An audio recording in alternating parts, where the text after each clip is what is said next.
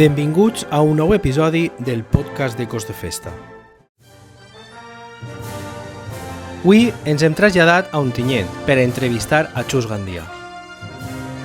Xus va néixer a Ontinyent l'any 1980 i es va iniciar en el món de la música a l'escola de grup de dolçainers i tabaleters El Regall i va continuar la seva formació al Conservatori Professional de Música d'Ontinyent, on va estudiar oboè. És titulat superior de música en l'especialitat oboè i graduat en interpretació de la música antiga, en l'especialitat oboès històrics, pel Conservatori Superior de Música Salvador Seguí de Castelló i, a més, posseeix el títol del grau professional en l'especialitat de dolçaina. També ha cursat estudis de música antiga al Conservatori Isaac Albéniz de la Diputació de Girona. El seu desenvolupament professional dins del món de l'oboè s'amplia amb la participació en el grup instrumental Simfonies, del qual és membre fundador. Les col·laboracions amb la Jove Orquestra de Castelló, l'Orquestra Simfònica Caixa Ontinyent, l'Orfeón Musicus Ensemble i l'Orquestra Simfònica Ciutat de Conca i el grup de música antiga a l'Antiga. A més, és director de la banda jove de l'Associació Unió Musical de Bocairent i, en 2025, va aconseguir el primer premi en el 12è concurs de composició per a colla de dolçainers i percussió Poble de Muro. I ara ja sí, vos deixem amb les seues paraules. Bon dia, Xus. Bon dia. Comencem amb l'entrevista amb 3 preguntes de resposta curta. La primera és, defineix la música festera en una paraula. Cultura. Eres més de marxa mora, marxa cristiana o pas doble? Pas doble. Vale. Digues ara un pas doble, una marxa mora i una marxa cristiana que més t'agraden. Fontinents, com a pas doble, marxa mora Marta i marxa cristiana Tino Herrera. Molt bé, passem ara a les preguntes de resposta més llarga, si vols espaiar-te un poquet. Com és el teu inici en la música? El meu inici és molt curiós perquè en ma casa no hi ha ninguna amb tradició de música. Jo recordo que quan era menut li deia a ma mare que volia aprendre música i em deia que no, que m'avorriria. I bé, al final van passar els anys i el meu germà va començar a tocar la dolçaina. I a mi em va picar, vaig començar a provar i realment el meu inici és amb la dolçaina. D'ahir, després de tocar un any la dolçaina, ja vaig passar a estudiar oboè al conservatori i a partir d'ahir va començar, entre cometes, el bagatge. I per què el vas introduir en la dolçaina? Què és el que més t'agrada?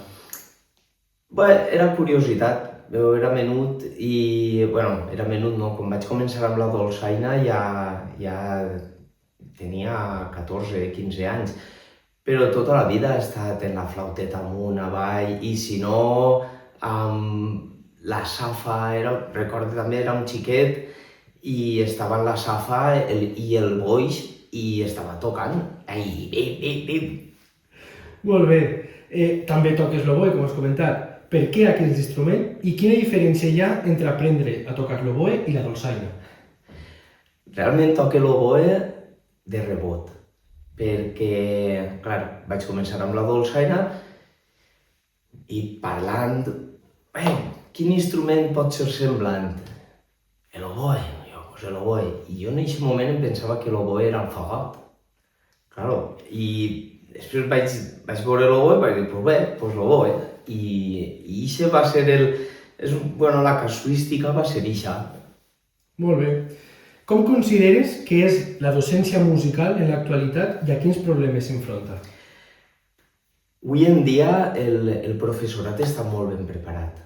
La gent quan acaba d'estudiar, a banda de tocar molt bé, sempre ha rebut classes de pedagogia o sol algunes classes de pedagogia i és molt ben preparat.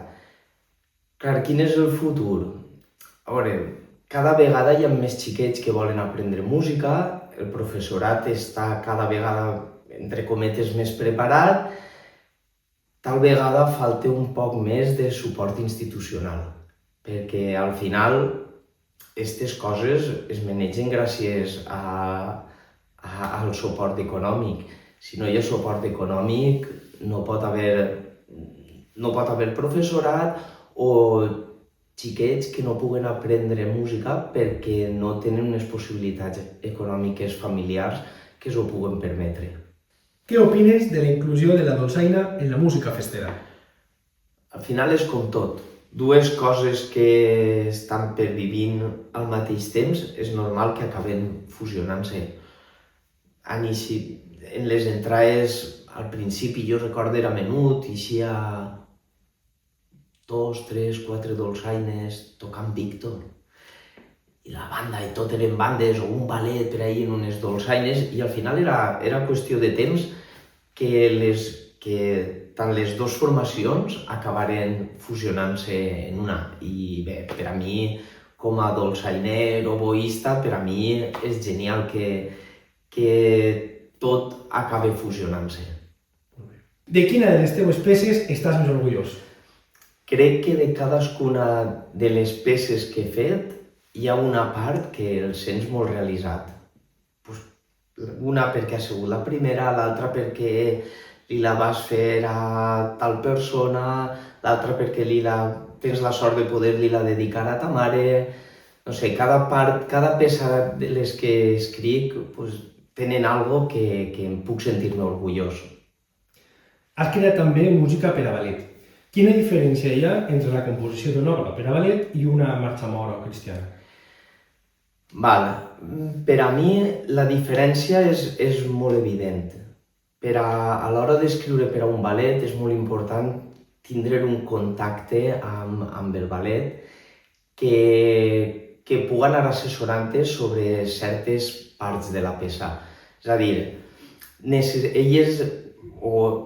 el ballet el que necessita és que en cada moment de la peça estiga reflectit el que elles volen mostrar, i aquesta comunicació va molt bé, simplement per el fet que si escrius alguna cosa que a elles no funciona, te ho diuen i simplement intentes canviar-ho i ja està. La teva obra, Aleph, ha sigut guardonada amb el primer premi en el 12è concurs de composició per a colla de dolçainers i percussió Pola de Muro. Què es pots contar d'aquesta peça? Aquesta peça està basada en el llibre de Jorge Luis Borges, El Aleph, i bé, estructuralment està pensada més com una peça de banda que com a una peça de dolçaine, per a una colla de dolçaines. Simplement vol simbolitzar l'infinit. La peça acaba igual que comença i vol dir que no hi ha res que acabi mai. Tot va girant al voltant d'un cercle. Hi ha una sèrie de motius que van desenvolupant-se al llarg de la peça, però que sempre són els mateixos motius i van canviant, com tot, que tot va canviant, però després sempre torna a començar tot. Al dia dels músics d'Alcoi, les diferents colles de percussió dolçaines inicien el recorregut de l'acte. Creus que Ontinyent hauria també de donar-li aquest valor a l'instrument?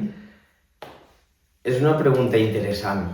Cada festa té la seva idiosincràsia, no tenen el per què semblar-se unes festes a altres. Al final estan basades totes amb el mateix, però hi ha certs actes que poden ser iguals o diferents.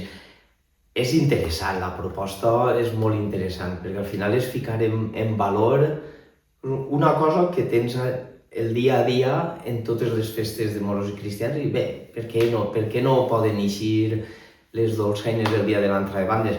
Problema, igual que en Alcoi, que no podrien tocar, en Alcoi no poden tocar l'himne a Sant Jordi i així no podrien tocar Ximo, però per què no? Si parlem sobre la música de festes, quin acte és el que més t'agrada de les festes d'Ontinyent per la seva música? Interessant. L'entrada de bandes és bestial. Tindre la sort de veure tantes bandes tocant, cadascuna de les bandes un pas doble diferent, és interessantíssim. Com a músic, interessantíssim. Però el dia de l'entrada també, per què no? Està clar que es repeteixen moltes marxes mores i cristianes, però pots escoltar molta música diferent, de compositors diferents, i al final és un acte que, gràcies a les bandes de música, es fa molt ameno. Com preveus el futur de la música festera? Pense que en positiu. sense música no hi ha festa i al final són dues coses que el fester i la música van units i no s'acabarà mai.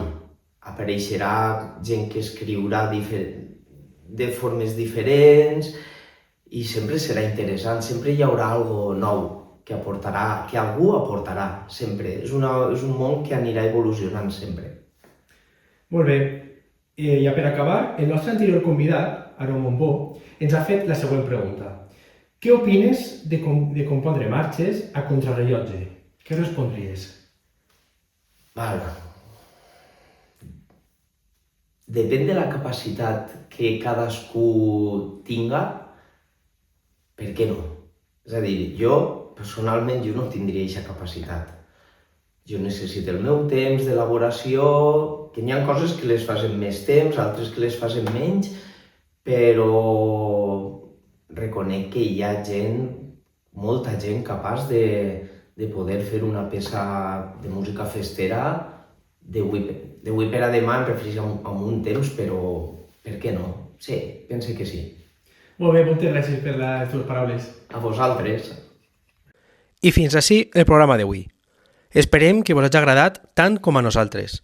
Si és així, no oblideu subscriure-vos al nostre canal de YouTube i seguir-nos a les nostres xarxes socials, @ecosdefesta. Gràcies per escoltar-nos i fins al pròxim episodi.